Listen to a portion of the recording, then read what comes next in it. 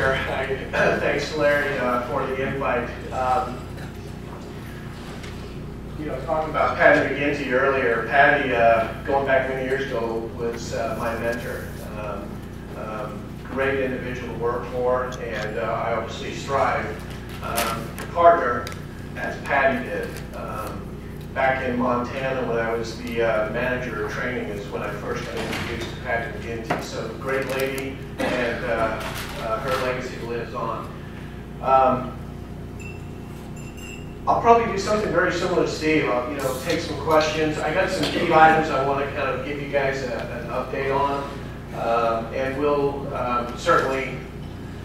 Probably first of all, I think what I'll do is talk about network optimization, rationalization, just kind of give you some general numbers for the Western area. Before I get going, who's here from Great Lakes? Raise your hands. And then Western area.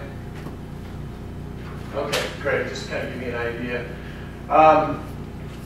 Network optimization, rationalization. We're looking at approximately over the next couple of years. About 114, 120 EAS impacts from all across the Western area. I apologize to the Great Lakes folks. I'm not sure what your situation is, so it's going to be kind of one-sided from here for a little bit. But I'm sure Rochelle can certainly fill you in. For craft impacts, we're looking at approximately about 800. That's a mix between optimization and non-networks, again, spread over the next couple of years. So we certainly have some continued movement. For those of you that deal with the plant folks and specifically the NDCs, you're aware that we also have an impact now with the mail flow controllers. We have about 19 in the Western area. This is where I do need, Steve talks about coming and needing your help. This is one of the items I really do need NAP's help with. They're in a difficult spot as a mail flow controller. They're an EAS 14. There's really no lower level EAS positions we can get them into. Really the opportunity, and some of them have already asked to go back to craft. Well, based on the contract, that's a problem. Doug Tolino at headquarters, Vice President of Labor Relations, is working with NAPS, consulting with NAPS, if you will, but also working very specifically with the APWU on this issue. No decisions have come down. However, the best guidance and advice I think we can give those impacted employees is really to help them. And I know in the Western area, I've had my manager LDD at the area reach out to the districts, make sure we're talking with the employees, make sure that we're helping them with their e-careers, getting them opportunities for details into the 17 positions. There's in the Western area, we've got plenty of those available. To try and give them an opportunity so they can get a landing spot into the 17. So really, that's kind of the key message that I'm sending from the area to the district HR, the DMs, is get these folks the opportunity, give them the opportunity for development so they can compete when these jobs come, get posted.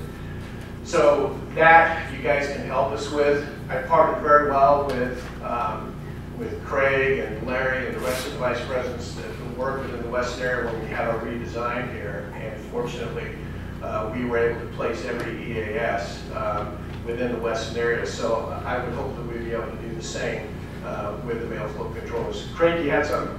Yeah, do you know if they're going to be required to take the 642 exam? Say if they Yeah, they will. Yeah, they will. So that's the first piece, kind of give you some general ideas. Yes, ma'am. Somebody who has real mail flow personnel that we're dealing with in Gateway. I know the language that came out said they did not revert back to craft. Okay, and the idea that we were given by our HR person was possible will happen within the next 6 months. If it happens within the next 6 months, we're going to be in our critical Christmas process. We don't have not one person in the craft, in the clerk craft, that is qualified to work in our unit. Everybody is a mail handler or goes reporting. Yeah, understood. So I don't have an answer for you right now. Here's the other piece that's going on with respect to the mail flow controllers. Organizational effectiveness at headquarters, they're working right now trying to determine what level the position is going to be for the new craft, whether it's best qualified or senior, how that's going to work. They're determining job descriptions. It still has to go through the Article 19 process. So, you know, I wouldn't expect to hear anything within the next month, for sure, with respect to the actual job description of the position. Now, you're going to have to wait to see what Doug can negotiate with the APWU with respect to whether or not there's going to be a change in thought process allowing mail flow controllers to go back into the craft position, or if they work out some sort of exception process.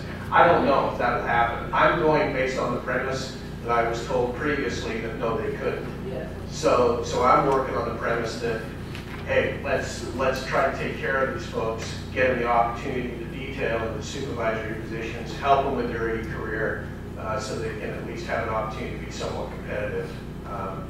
You know, and they're EAS after all. I think they should be competitive if you're looking for initial level supervisory positions as opposed to going to the craft. Well, understood, but sometimes you've got some craft employees applying for positions that don't have the background either. So, you know, I understand that. That's why you got to get in detail now. Now's the time to get them into the supervisory position, give them an opportunity. But you can't afford to take them out of this mail flow job and put them into a detail, because most of the time they relieve each other. You don't have people there. I hear the pain and I understand it's difficult, but I would tell you that we can't afford not to. We're talking about an impacted employee, and we're going to have to operationally find a way to get that to happen. And so, you know, that's going to be, you know, for Great Lakes, I can't speak to how Rochelle is handling that. But I know when I talk to the senior plants, it's like, you know, you got to provide the opportunity now. And in some areas in Great Lakes, they don't have control. They don't have the controller? Yeah, I think this lady over here said they. Yeah. But I think now's the time to be having these types of conversations. So I would recommend getting back to your district and trying to work out the plan. See, that's good that you are having a conversation. Hey, safety. I just want to touch on that. We're doing okay. We're doing better than the same period last year with OSHA and MVA. Here's something else that you guys can really help us out with as you work with supervisors and managers. We got a lot of new, as Steve mentioned it, flexible employees coming on, CCAs, brand new to the organization, although that's not where our actions are coming from right now, but still, we need to make sure that we're doing the driver observations, you know, the supervisory evaluations, 30, 60, 80, 90. We don't want to see a spike in our MVAs. Pretty passionate about safety, pretty passionate about motor vehicle accidents in specific, rollaways, runaways as an example. I'd be happy to have a sidebar conversation with anybody that doesn't believe that a motor vehicle rollaway runaway is a preventable, totally preventable accident. There's no excuse for a rollaway runaway. But just had a fatality that came in yesterday because we had a carrier that didn't follow processes and ended up trying to stop the vehicle, and the vehicle ended up running over and passed away due to the injuries. So I certainly don't want to be in a situation as managers and supervisors where they've got to notify the family members along with the police that their loved one will not be coming back home. So, serious issue.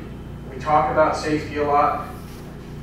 This is where we get to step up as leaders and make sure that we make it a reality in our units and make sure that people understand that, look, you've got to, you know, if you're not working safely, it can have a devastating effect on you know, yourself and or family. And even if it doesn't take your life, it can certainly impact you for the rest of life if you end up with a serious injury. So please help us continue to drive the performance around the safety. It's not just about the number, it's about people's lives, okay? So keep that in perspective. The numbers just kind of tell you how well we're doing, but there's really more behind that. And I think sometimes we lose focus. And it's about taking time, especially on that frontline level. You know, how often do the supervisors actually spend time talking to their folks? It doesn't have to be a big stand-up talk. It can be just walking around the unit or in mail processing. I always call it management by wandering around. I used to work in the plant. You know, you're checking out your units, checking out mail flows and so forth, but you can be talking to your folks, you know, and lead by example. You see a strap on the floor in the plant, you walk by it, you pick it up. You know, if they see you taking the time to pick it up and move something out of an exit way, hopefully you're modeling that behavior. So we can do a lot to help ourselves with the safety and get people to pay attention to it. Labor relations, touch on that real quick. Need you guys' help with this. For Western area, Nevada, Sierra, Mid-America, Northland, Colorado, Wyoming, pretty much most of the districts within the Western area have issues with Article 8. It's the age-old Article 8 issue that we have within the labor relations and payouts. We have paid out almost $13 million this year in the Western area, and we're one of the best. What does that say for the rest of the country? Okay, so a lot of pressure on operations, I understand it. Steve mentioned it, and I'll reference again. Do the right thing for the right reason. You go in and understand if you violate the contract, we're going to end up paying on the back end. You might look good on the report this week and next week and this month, but it'll come back. I know you got a question, Jim. Here's another. Let me ask it. I'm retired. Here's another thing because I know where Jeff's going to go, I think, but let me get you in a second. So I have a couple other points I want to make on this. Because this is serious business for you and your membership. Because as Steve mentioned it with SOX compliance, you know, if you do the right thing and you don't get the performance, we can work on that.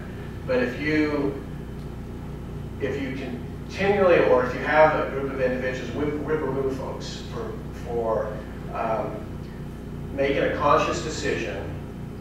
They know they're violating the contract, but they're making side deals with the union, not following the process. And when you go in and audit the office, and this is a true story here, they went in and audited the office, and they found a couple of tubs of grievances stuck under the desk, and they were making side deals with the union and said, yeah, we know we're violating, we're getting pressure, we need to stay off this report, that report. How about we cut a deal, $20,000, and we'll have this group of grievances go away. And that's what they were doing. But then they took it a step further, because everything has to go through the GAT system, right, for grievance payouts. So what they were doing is then metering what they would put into GATs, so it wouldn't come up on the radar. Well, they obviously got caught, and those folks got removed. Manager got removed, the supervisors got removed. So when Steve talks about doing the right thing for the right reason, this is one area. If you've got an issue, elevate it to LR. If you don't get the response out of LR, elevate it to me at the area, and then we'll get in there and help. Because the root cause of the issue is we need to fix something that's going wrong within the operations side of the house. It could be a number of issues, but we need to get in there and fix that root cause, as opposed to, hey, you know, I'm under pressure, I got to stay off the radar, and we'll just take care of stuff on the side. Yes, sir. Sure you don't want me to. Well, the Mid-America District is currently here to talk yesterday, but that's not what's happening in the Mid-America District. We are being told by our immediate bosses to violate the contract. I have told all my members from now on, put in your statement, you were following the IMPU's orders or you were following the Postmaster's orders, don't settle anything, send it up to the DRT team. because what's gonna happen is they're gonna come back at you and try to discipline you or remove you because you were following their orders. Guess what? Those orders aren't in writing. They're gonna say they never gave you those orders. We violate every single day. I had a manager call me for 20 minutes 2 days ago. He was out, him and his supervisor went and carried 4 hours of mail. Huh? So they would not have any penalty. Went and carried 4 hours of mail. So what's gonna happen? That's gonna be an absolute grievance. We're gonna pay. But you know what? We didn't have any 1,800 issues at that station either that day. Why turn around and pay millions and millions of dollars instead of just doing the right thing? There you go, and that's what I'm talking about. Do the right thing for the right reason. They're They're not doing being directed to do that. well, and then that's so. What you're telling me is you're going to elevate it up. You're protecting your membership by telling them, look, document, make sure you're covering yourself, right? That's doing the right thing, but you got to elevate it up. Whether it comes up through, and like Steve would say, let's keep the stuff in house. I'd prefer to come up through the LR. If you choose to go with the OIG, you go with the OIG. But you know that's not an issue. One way or the other, it needs to get investigated. Right, but when are they held? When is the higher up held accountable for what they're doing? Never. Because I can tell you right now, I got thrown under the bus. I paid over $70,000 worth of grievances, and if I wouldn't have settled those grievances, because I was handling all the formal A's for the M23 area. If I wouldn't actually settle those and send them up to the DRT team, I would have paid over $100,000. Like that, I mean, they would have paid over $100,000. They tried to throw me under the bus. Why did you let that postmaster violate that contract? He didn't violate the contract. You were giving him a direct order what to do. There's going to be specific So I don't do issues. it anymore. Well, there's going to be specific issues that come up. My guidance, my advice to you and your membership is, like I said, it's a pretty broad statement, but do the right thing for the right reason. If you're getting pressure that's telling or directing you to do the wrong thing, the only way that we're going to get this issue, the root cause of it fixed, is for them to elevate it up through NAPS and to elevate it up through District LR. If District LR doesn't take care of it, then Larry, Craig, they need to give me a call so I can get involved. And yes, you say nothing's happened, believe me, I'm very well aware of some very high-level managers getting corrective action and removal or downgrades on this stuff. So if we know about it, we can fix it. But it's a partnership. It's like Steve talked about. It's a partnership. So elevate it up to Larry and you know, make me aware of it. We'll get in there. We'll talk about this again on Saturday, but as I told everybody from day one, send them an email. When you get something verbally, send them an email back, say, here's what I'm going to do based on our conversation. They don't have to respond to you, because now you've told them, here's my understanding, you're giving me an illegal order. What's one of the things they talk about in Basic Labor 101? Document, document, document. All right? So same goes for these issues. You've got to make sure that your folks, if they're legitimately trying to do the right thing for the right reason, they feel they're being directed and they're in a rock and a hard place and they don't want to get in trouble from their input or their postmaster or whatever, there's a process to elevate that issue through NAPS, like I just said, and through LR. Oh, I went, yeah, I'm clicking away, sorry. Any other questions on that LR piece? Yes, ma'am. On average, how much money nationwide is being paid out in grievances? Well, let's put it this way. You all heard of the DRIVE initiatives? Yeah. Okay, one of the DRIVE initiatives, there's like 33 or 35 different initiatives that the Postmaster General has put in place. HR, as finance and the other groups have a certain portion of them. Grievance payouts is one of the DRIVE initiatives from headquarters, and so what we're doing is looking to find a few. Now, I'm not sure where the other areas are at as far as the dollars, to be specific to what you're asking. I can speak for Western area. We're at 13 million, and we're not seeing the improvement that we want to see. And yes, we do have OIG involved in certain districts. I've got my teams going in and auditing in certain districts. We need to get a handle on the whole grievance payout piece. Yes, ma'am. Okay, don't you think that a lot of these grievances that we're getting now are being driven by the fact that we're taking away their overtime, so they're figuring out another way to get extra money to do what it is they want. So somebody really just need to look at APW. No, I mean, the grievance piece is not only on the NLC side, it's with the APW, but our prime driver for payouts is actually with the NLC. Yeah. That's where the majority of our money is being spent right now, is with the NLC. Yeah, and Would this be a fair statement? Don't you think that this is an indicator that the contracts that we make with these unions are bad? Somebody got paid a lot of money to do that. Or maybe it's an indicator that the problem is higher up and we're not able. That's what he said. well, I could argue both sides of that statement, and the indicator that the problem's higher up. It's a mixed bag, to be honest with you, because I've got supervisors that, one, they haven't been trained correctly, or they haven't had the training required. Two, they have had the training, and it's conflict avoidance. You've got some supervisors, and based on their personality, they see an issue. Let's use a safety example, but it's the same in labor or any other issue, performance issue.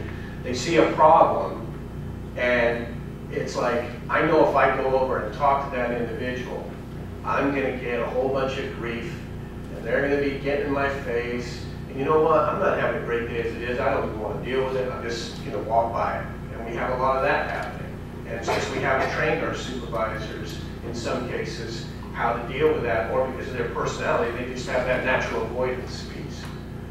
What I'm saying is, we got to get our supervisors to do the right thing also. Correct these issues as they come up, not only from a safety standpoint, but they've also got to make sure that they're trained on the overtime piece, trained on the contract, trained on how to schedule, and when to call overtime. Not just pick somebody that I know will get the job done for me, but who is on the ODL list, and make sure that it's a lot of basic stuff that we're just not doing, to be honest. How does this tie in? Because basically the performance looked good, 1800 looks good, the overtime looks good, all up front, you see the numbers looking good, but then on the backside we're paying it out. How does that tie in together in the long run? Does anybody ever come back? I mean, because right now it's all back to now for the most part, and where you get at the end of the year, by the time all this stuff is settled out. Yeah, how does that tie together? It's an after-the-fact conversation. So what happens is Steve and I,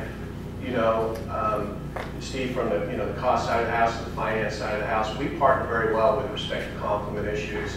Steve's involved and interested in where we're paying out on the labor. He's on a team that labor cost is a portion of what their team is looking at. But we brief the senior executives on a regular basis, and we constantly are putting up the data on the Western area webpage to show specific units that are having a concern, and then asking labor to go in and take a look. Now, to what extent they go in and look varies across the Western area, as an example. But yeah, it does tie in, but it's an after-the-fact look. I can't see what's happening until the grievance is processed through GATS. And then if I have issues like the example I gave earlier, where they weren't putting into GATS, it takes a little bit longer time to catch that. It eventually comes out, but it does take some time.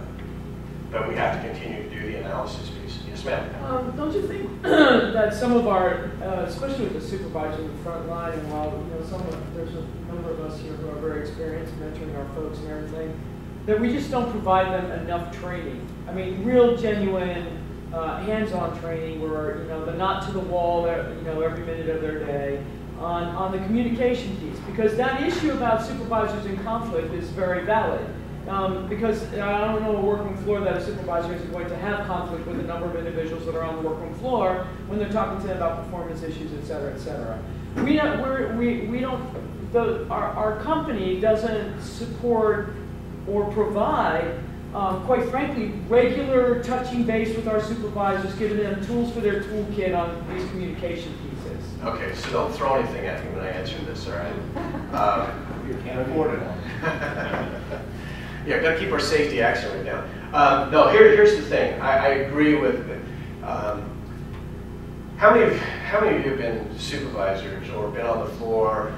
Okay, pretty much everybody in here. As you were coming up through the system, who had a good supervisor or mentor that kind of showed you the ropes?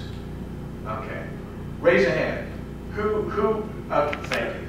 Next question. Who of you in here picked up all of those good supervisory skills from a class or reading a book? No one of you.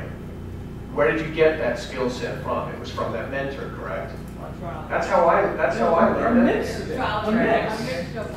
Okay, so here from a policy procedure standpoint, here's what the policy is, you know.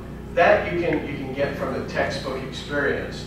But to really understand, I'm an old mail processing person. I came out of mail processing. But for me as a mail processing supervisor, it was the other supervisors and the NDOs that took the time to mentor and develop me and to show me what I needed to be looking at, observations, you know, mail flows, all of that stuff. I mean, it came from them. And what I would say, and where we're trying to go as an organization, and this is a big thing for our area vice president in the Western area, it's all about developing people. We have to individually, whether it's a frontline supervisor that's been there 5 years, new 204B coming on, or a brand new supervisor, we've got to take that ownership and responsibility and help develop them. From an area perspective, from a district perspective, I agree with you. We've got to make sure that we can provide those tools, provide that general information, but we're going to need individuals to mentor and develop. I mentioned early on, Patty McGinty was one of my mentors. She was the area HR manager, but she took time to invest in me when I was a manager of training. You know, we have to have more of that going on. There's a lot of great, I would say, institutional knowledge. We've got to make sure that we've got processes set up so that those individuals with that institutional knowledge can pass it down, you know, to the new folks that are coming on board. So it is a mix, but I would say there's some individual responsibility in there too. I'm just curious, we have been briefed several times on the new supervisor training program. Still not really clear about what mentoring goes on in that. ASP had a mentoring portion that just plain didn't work. You got to take that into a unit, you get mentor, you got to charge that unit. It never did work in ASP. Is there some better process? Well, the new process, Larry, and I don't know how deep you guys have been briefed on it, but the new process is really tied to a lot of LMS type courses. Now, not everybody learns well by sitting in front of a computer screen, and that's why I say it's got to be a mix, and the mentoring piece, learning on the job, has got to be a big part of that, and you have to have. There's some great supervisors out there that do a very good job and can help train and develop individuals. We've got to identify those folks. It's got to be a mix. You can't do it all on LMS. You can't do it all by reading manuals or somebody coming in for an hour and saying, okay, you know, where I learned, and I think where everybody raised their hand, was because they had a good mentor that would help them in that unit when they were coming up. Times have changed, but mentoring and development hasn't. Well, but at what cost? When you've got supervisors that are by themselves working 10, 12, 14, 16 hours a day and are only putting in for 8 because they're being threatened from the person above them. Where's the mentor at? The guy that's threatening you, is he going to be your mentor? Hey, no doubt. I'm not sitting up here saying that we don't have some issues. We got some issues, and I understand that. And I'll show you where we're at on when we get into the hiring piece and we talk a little bit about more EAS. We've obviously got some issues, but all my point is that when we have those new folks come on board, and it's no different when we have a new CCA, are we committing the time and the resources to an OGI or somebody to help bring that new CCA so they have a fighting chance of doing a good job so they get retained? Same thing with a supervisor. Are we giving them a fighting chance of doing a good job? Who are those individuals in that unit that are going to help mentor and develop? Okay, got this one. Yes, sir. In past administration, in past administrations, we've had managers left actually come to national meetings and present brand new or specific information to the national similar to what you're doing now. They're providing information. It's not quite mentoring, but it's a step towards, it's a step in that direction. And it appears that as of late, we're not having a cohesive relationship with the national organization of management. I don't know how you guys do it in the western area, but that seems to be sort of the problem because managers and supervisors are afraid if they develop a relationship and it's not condoned by other level management, that they're going to have some problems because of it. But previous to this, we had managers that would come out and say, I got a good presentation, I want to give you the organization, ask them information, I want to come there. They would get a chance to share information, and they get a chance to present their ideas. And that's not being, it's not occurring at this particular time. I don't know why. And so what you're really talking from Great Lakes area is sort of that NAPS management relationship. But it was actually local district Yeah. Representatives, like district manager of maybe finance or district manager of, he would identify what his problems are. I have 17 supervisors that have shortages or something like that. Yeah. He would present those issues. Well, going back to the comment Steve made earlier, he made a big emphasis on teamwork. Likewise, I agree with Steve 100%. In fact, when I came to the area office, one of the first persons that came up to me and said, hey, Simon, finance, HR, we need to partner on sick leave and various issues. So we do that, Steve and I do that at the area level. Likewise, my message down to my folks is the teamwork concept. Tying directly to your question with NAPS, Marilyn Walton, you guys all know Marilyn, Cindy and John Seves and Craig and Larry, if they've got specific issues that they have within the Western area, I'm like, hey, bring them to the table. I don't know unless you tell me. And from an area perspective, if it doesn't get worked out in the district, hopefully it's only done at the lowest level. You can have that partnership, your NAPS presence at the local level, you can have that partnership with the DM and address issues. Sometimes that doesn't happen based on personalities, a whole bunch of different reasons. But if it comes up to my level, I want to sit down at the table and let's find out what we need to do, whether it's an educational piece, maybe we need to go to headquarters and get some further guidance on an issue, whatever it may be. But you've got to have that teamwork. Well, I understand that concept. What I'm saying is that some of the managers that actually work for the Postal Service, they would present their ideas at a mass meeting. There appears to be some type of fear that there might be a prohibition. Yeah, I would bring that. I'd bring that up to Rochelle. I mean, if they're coming as a U.S. Postal Service manager and they're coming to present, right. Then just follow the normal chain. Just say, hey, look, you okay with me presenting this information? I mean, if they're a trainer and they're out there in the field anyway, I don't see an issue with it. I think just normal protocol. Yeah. Just one quick thing, and our colleague here when we talk about this, here in Omaha, I have a particular problem. I have a problem. We have a union president of the mailman who is supposed to be a working president, who has bullied our managers into giving her 8 hours a day, 5 days a week, 40 hours, and you and I are paying for that. And that's wrong. But yet, who do I get to take a bite out of that apple? Give Doug Lambert a call. Give Doug Lambert a call at the district LR manager and have him help you and assist you with it. Okay. Yeah, she's basically Here, sitting here just looking. real quick before I move on to, I think what you guys are more interested in is some BES stuff, but grievance payouts, just to give you an idea, look at Portland there on the right, where they were at same period last year in the spike. Same thing, Nevada Sierra, all Article 8, by the way, all Article 8. Arizona, a little bit of a bump, and Mid-America, a little bit of a bump, but some significant issues in Portland and Nevada Sierra.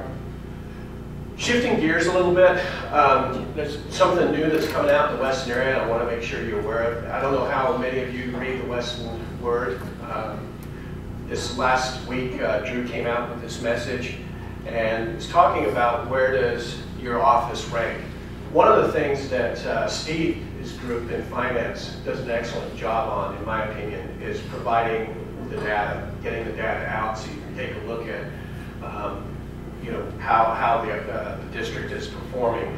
So there's a lot of information. If you haven't been on the website recently, there's a lot of various reports that you can pull down, complement reports, work hour reports, a challenge report, a complement challenge report now as well. Numerous numerous, we're data rich. We've got a lot of data.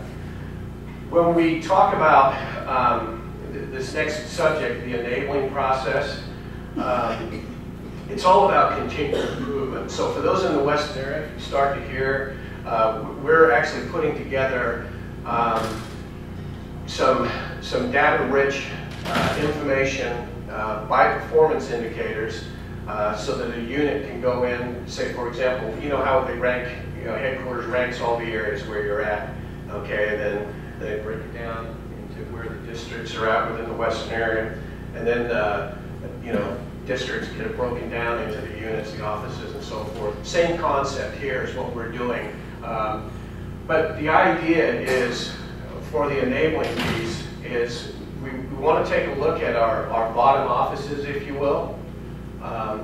And obviously our top offices, share best practices, take a look at our bottom offices to get them to move up. That's a continual improvement process.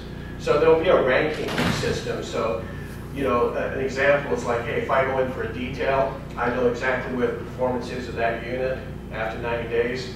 There's a weekly report. I can see how I improved that unit and which indicators I made an impact on. It's all about bringing the bottom up, if you will, and trying to improve, as Steve talked about, service up, cost down, developing people, affordable complement management, and then growing the business. So this is just sort of a general leadership matrix, and it's talking about how as we work through the unit performance, the teamwork, the functional groups, complement, and so forth. But if you haven't been on the website lately for the Western area, get on there and take a look. I think you'll start to see a lot more reports coming, so that data is available to you. Do you know what you just did to us by that? What's that? Yeah. That one report will probably make us do about 15 reports. Yes. Well, I'm just being serious. That sounds kind of true. well, actually, we're trying to do the opposite. It's not working. It ain't working. Well, here's the intent. What Drew is trying to do from an area standpoint is to standardize and to have a few key reports that basically has all the data, all the information available to you. We want to get the districts away, and it's Drew is, Steve, you can jump in if you want at any time, but Drew has told me. No, he's not going there. But Drew has told me personally, I mean, we have looked at all of the functions within the area to say, okay, what reports are you sending out to the field? Do we really need to send this report out? Or is there some other way that the information can be shared? So hold on. So with that thought process, what we're trying to do is standardize reports of the area. You've got a complement report, the challenge report. Rather than sending out 50 reports, maybe we get it down to, say, 15 solid ones. And then we want to take away the districts creating a bunch of new reports. We want the district folks and your support folks within the districts to then really focus on analysis and supporting the field to improve, as opposed to trying to create another report that maybe not be needed. And that's the same thing, like I said, at the area level all the way down. Yeah, go ahead. Let me make a statement and see if you agree with me on it. The middle line supervisor, the one that's right at the front of the line, their responsibility is to motivate, to get the people to work. It's not to create a report, it's not to give a report, but when you ask for a report or you want something, which by the way is available on everything the Postal Service has, Online. don't I have an implant support people that can do those reports? Don't I have somebody at the district that can do the report? Don't I have somebody at the area that can do the report? So the frontline supervisor can concentrate on the main process, which is move the mail. And you just articulated what I was trying to say much better than I did. That's where we're trying to go. That's where we're trying to go. It has to come the other way around. Here's seriously a perfect example. I'm a level 20 postmaster. I have 5 rural 7 city. Takes me 5 minutes to do my schedule, weekly schedule, right? Oh no, now I'm a 45 to an hour job doing my schedule because I have to not only send my schedule to my boss, I have to break down every single day who's doing what, why I need to bring in the scheduled day off person, and explain all this. And it's bullshit. But I have to follow the orders. I got better things to do. And does he ever respond? Hell no. Half the time he doesn't even respond. Yeah, I'm not saying it's a perfect world out there. There are specific issues that come up within the district. What I'm trying to tell you is, from an ERIC perspective, what our focus is, what our vision is to standardize some of these reports, reduce them, give you the key information so that you have quick access via the website to get what you need.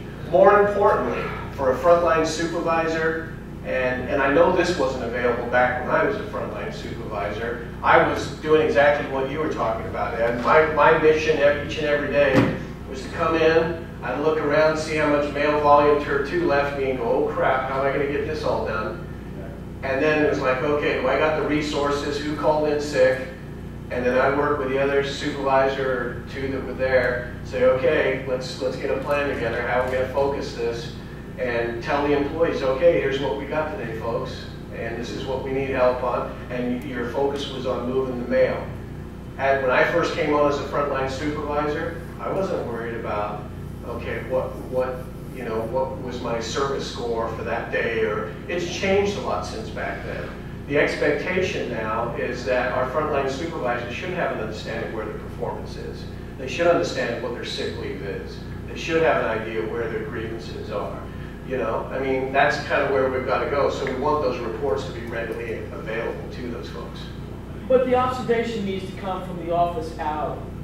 While I know that what you're doing is to consolidate it so that the districts aren't rolling out a whole lot of stuff, it actually, you have to look at it from the office out. And this is one of the biggest complaints of all the management organizations with PMG, which is, you know, that supervisor is filling out 45 documents in the morning before 10 o'clock. On the website, on his sheet here, on this sheet over here. I mean, we ran a whole company, saved billions of dollars in the post office on 4 documents. When I'm coming up, 4 documents. We have 185 a day. You know, it's really. And I hear your point, and I don't disagree with you. Do we have an opportunity? Absolutely. Do we need to keep working on reducing the administrative? I want the supervisors, from a delivery standpoint, I want them to get more into office observations and street observations, because they're not having the time to do that right now. So, yeah, so I get you. Let me, I'm not going to talk about work hours and S&Ps. All I wanted to say, just to reiterate what Steve said, Western area, we're doing a great job. Number one, that has a lot to do with the management of our flexible staff. We can talk about that if you guys want to. Here's where I wanted to go. What we have said in the Western area, and in fact what the area vice president has said to all of the executive leadership, is if we've got EAS vacancies, let's get them filled. So we've been working on this for the last 3 months.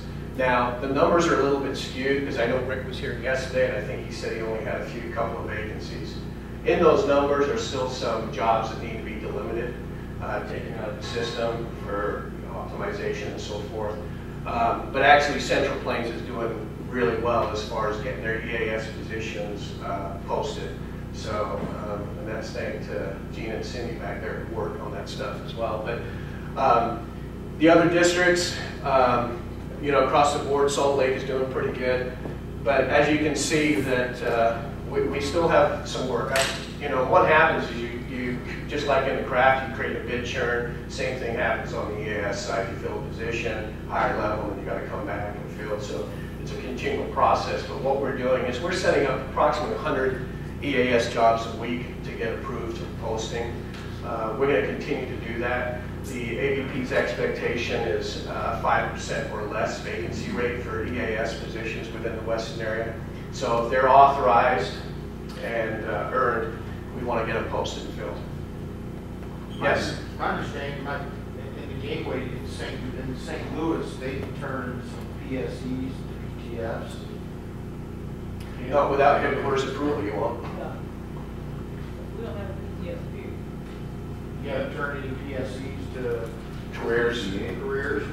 No, not yet. No, there's no conversions going on right now. That's, You can't have PTF anymore. and PTS are gone. Right. Yeah. Yes, sir. Along the lines of EAS vacancies, is there any idea when the rec site EAS personnel will be considered impacted? You're talking Wichita? They are considered impacted at this point in time. So what does that mean when jobs are posted? Because when jobs were posted there in Wichita, they were open to Pratt, anybody.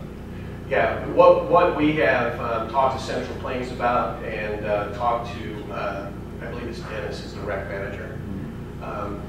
What we have stated with the rec specifically is that, as you know, work's going to Salt Lake. That'll be the only remaining rec in the western area, and in the country for that matter. So what we have said is we will move workload as needed. But our main goal is to make sure that we take care of the EAS impacted. Contractually, we're obviously trying to do that with the craft, but we have some restrictions there on 50 miles and so forth. But with respect to the EAS, what Larry and I have talked about is making sure that the district and the rec site is working on detail opportunities at this point, putting in for non-competitives and or applying competitively, asking for detail opportunities in the positions they're interested in. Obviously, we've got some time before the actual rec closes.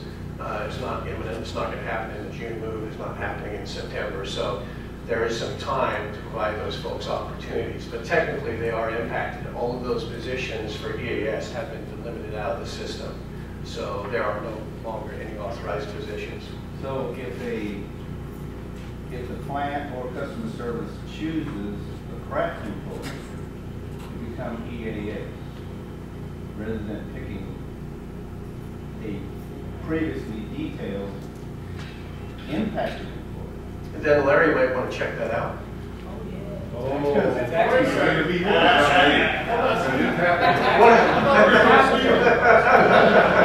actually what we did. Okay, let's throw some people under the bus. So let me answer your specific question. I'm not aware that that's going on, but if that goes on, let's make sure Larry's briefed on that so that him and I, when I'm back in the office on Monday, we can reach out appropriately and get I can get the area staff and or Rick involved as needed. So if an individual is an impacted employee, are they notified in some way? Not at this point. They haven't fallen under a RIF timeline at this point. Okay. Are they impacted? Yes, they are impacted. So have they received any RIF notification? No, they haven't. But yes, they are impacted. Do you know when that might happen? I don't. It's a headquarters unit, so you know I don't know when the timeline comes out on that. And one more thing, I know I'm talking too much, but No, you're fine. I think I got 5 minutes. We were informed that we're going to lose all our PSEs. So we're going to lose all of our flexibility because we're going to be required to post either full-time or nifty jobs to replace the craft employees from the rec side. Well, under the contract, when you look under Article 12, you do have to minimize to the extent possible. So when you're talking a PSC, non-career, you're going to eliminate those positions to the extent possible so that you can provide landing spots for the career folks. So we're going to lose them all. Well, I can't sit there and say you're going to lose them all. It's to the extent possible, and so there's a lot of factors that go into that analysis. But yes, you do have to make as much possible room as possible for the careers. That's our obligation at Article 12. Yes, ma'am. Okay, I'm an impacted, not me personally. You're Gateway, right? Bring Rochelle next time. You know, have her come and join in on the Somebody need to invite me. Yeah. She was invited. She was invited. Just didn't show up. Back out last week. Oh, they got headquarters meeting, that's what they are. Anyway, I'm an impacted employee. Okay. I have not been told that I'm going to be drifted. They're opening up all these jobs, and they open up these jobs to the craft. So by the time you notify me that I've been drifted, the jobs have been filled with craft employees, and I don't have a landing spot. So you're gonna force me into some place that I don't wanna go or should not have to go because you've given those jobs now to those crabs. Okay, you know you're impacted, right? No, I really don't know. I know You that don't my know station, no, I don't think me personally, I know that my station, they can close it and blah, blah, blah, but they have to toll. Well, here's the thing. I don't know how Great Lakes does their business. I can only speak to Western, but here's how we do it in Western. Once we know that a unit is going to be impacted, forget the RIF notification, okay, for a minute. We know that the unit is an impacted unit. Once we go through the Article 12 regional notification, then we start having conversations with the employees after that, okay? So we do the regional notification, let the unions know what's going on, and at that point we will go in and we'll meet with Kraft and EAS and let them know what the impacts are. If it's an impact to an EAS employee, like the Wichita wreck, those folks have already been talked to and told them that they're impacted. I had 2 folks go out there a few weeks back and talk to both Kraft and the EAS and say, hey, look, this is the general from a Kraft side, following Article 12. Here's what the EAS piece is. That's why we're encouraging them for details. So when you notify the EAS employees, you include the local NAF organizations that know that you have these impacted people. Larry, you know which parts are impacted, right? Yeah. Okay, so in Gateway, they don't. Yeah, I've talked to Michelle. You need to keep us informed, because I can do the same thing there. Now, whether or not I get the cooperation from Michelle that I get from Simon, because Simon has encouraged us to encourage the rec site people to start applying for laterals and developmental assignments, and he's also encouraged the other end to break on down the district manager that says allow people to do this.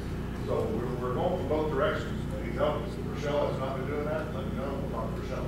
Here's my thing. I really do believe this. I mean, we have a responsibility to try to place RES employees all the way from the postmaster down to our EVP in the Western area. That is our focus. That's why I mentioned right up front when we went through the redesign here a couple of years ago.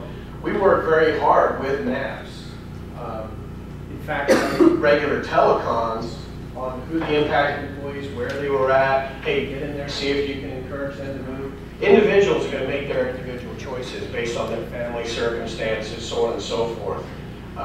But we still have an obligation to encourage. At the end of the day, if they don't take advantage of those opportunities, yes, the organization doesn't want to have anybody rift, and if we have a vacant office, we will place them, directed reassignment.